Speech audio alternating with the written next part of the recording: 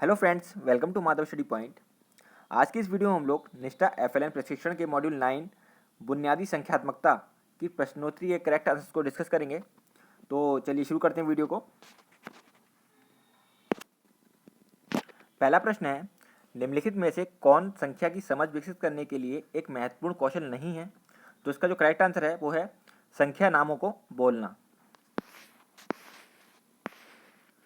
Next question है, गुणन सीखने समझने में उपयुक्त क्रम क्या होना चाहिए? फर्स्ट है जोड़ के संबंध में गुणन का वितरण नियम लागू करना। सेकंड है गुणन का अर्थ समझना। थर्ड है गुणन एल्गोरिथम सीखना। और फोर्थ है गुणन की भाषा को समझना और प्रयोग करना। तो इसका जो करेक्ट आंसर है वो है ऑप्शन नंबर फोर्थ, यानी कि सेकंड, फोर्थ, फर्स्ट और थर्ड। ये इसका सीक्वेंस रहेगा। अगला प्रश्न है, निम्नलिखित में से कौन सा परिदृश्य जोड़ और घटाव से संबंधित शब्द समस्याओं में शामिल नहीं है? तो इसका जो करेक्ट आंसर है वो है वस्तुओं का वर्गीकरण।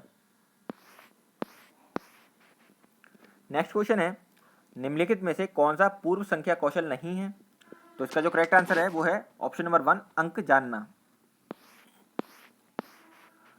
अगला क्वेश्चन है, निम्नलिखित में से कौन सा संख्याओं का प्रकार और उपयोगिता नहीं है? तो इसका जो करेक्ट आंसर है वो है सौंदर्य संख्या। अगला क्वेश्चन है, कब कहा जाता है कि एक बच्चे ने आकार और स्थान की समझ हासिल नहीं की है? तो इसका जो करेक्ट आंसर है वो है जब बच्चा बिना समझे घन, घनाभ, गोला आदि आकृतियों के नाम रटता है। नेक्स्ट क्वेश्चन है, अंक क्या होते हैं? तो इसका जो करेक्ट आंसर है वो है संख्याओं के लिए प्रतीक। नेक्स्ट क्वेश्चन है, डैश संख्याओं का उपयोग किसी वस्तु की स्थिति का वर्णन करने के लिए किया जाता है जब उन्हें एक विशिष्ट क्रम में व्यवस्थित किया जाता है। तो इसका जो करेक्ट आंसर है वो है ऑप्शन नंबर 2, क्रमवाचक। अगला प्रश्न है, प्रारंभिक अवस्था में गणित सीखने के दौरान एक बच्चे से यह अपेक्षा नहीं की जाती कि। तो इसका जो करेक्ट आंसर है वो है ऑप्शन नंबर 1, गणितीय तकनीकों के लिए आवश्यक परंपराओं को जानें। अगला प्रश्न है, वैन हील के ज्यामितीय विचारों के स्तर के अनुसार दूसरा स्तर डैश है। तो इसका जो करेक्ट आंसर है वो है ऑप्शन नंबर 4, अमूर्तीकरण। अगला प्रश्न है, निम्नलिखित में से किस में एक संगतता शामिल नहीं है? तो इसका जो करेक्ट आंसर है वो है ऑप्शन नंबर 3, समूहन। नेक्स्ट क्वेश्चन है, निम्नलिखित में से कौन एक बच्चे को प्रारंभिक वर्षों में संख्यात्मकता में दक्ष बनाने का उद्देश्य नहीं है?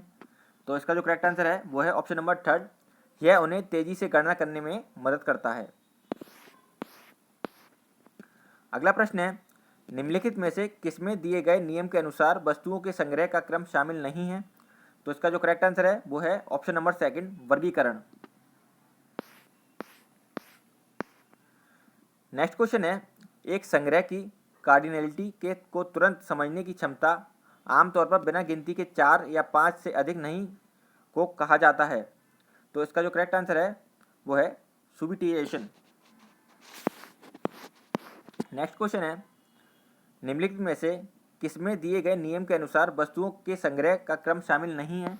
तो इसका जो राइट आंसर है वो है ऑप्शन नंबर 2, वर्गीकरण।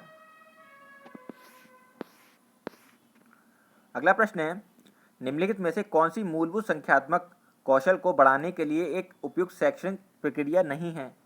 तो इसका जो करेक्ट आंसर है वो है ऑप्शन नंबर 4, बहुत सारे अभ्यास प्रश्न हल करवाना। अगला क्वेश्चन है, निम्नलिखित में से कौन सा आकलन का उपयुक्त तरीका नहीं है? तो इसका जो करेक्ट आंसर है वो है याद रखने पर आधारित एक परीक्षा। अगला प्रश्न है, सुबिटाइजिंग क्या है? तो इसका जो करेक्ट आंसर है वो है ऑप्शन नंबर 4, वस्तुओं की संख्या को केवल उन्हें देखकर और वास्तव में प्रत्येक वस्तु को गिनने के बिना पहचानने की क्षमता। अगला प्रश्न है, वस्तुओं के समूह के आकार को मापने और संप्रेषित करने के लिए निम्नलिखित में से किसका उपयोग किया जाता है? तो इसका जो करेक्ट आंसर है वो है ऑप्शन नंबर 2, कार्डिनल संख्या।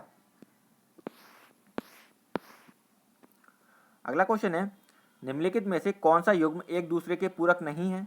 तो इसका जो राइट आंसर है वो है ऑप्शन नंबर 2, घटाव और गुणा। ये इसके पूरक नहीं। करेक्ट आंसर हो जाएगा ऑप्शन नंबर 2। अगला प्रश्न है, निम्नलिखित में से कौन डेटा प्रबंधन का एक घटक नहीं है? तो इसका जो करेक्ट आंसर है वो है ऑप्शन नंबर सेकंड, डेटा का निर्माण। तो फ्रेंड्स, ये थे आपके 20 के 20 क्वेश्चन और सारे के सारे क्वेश्चन आपके सही हैं।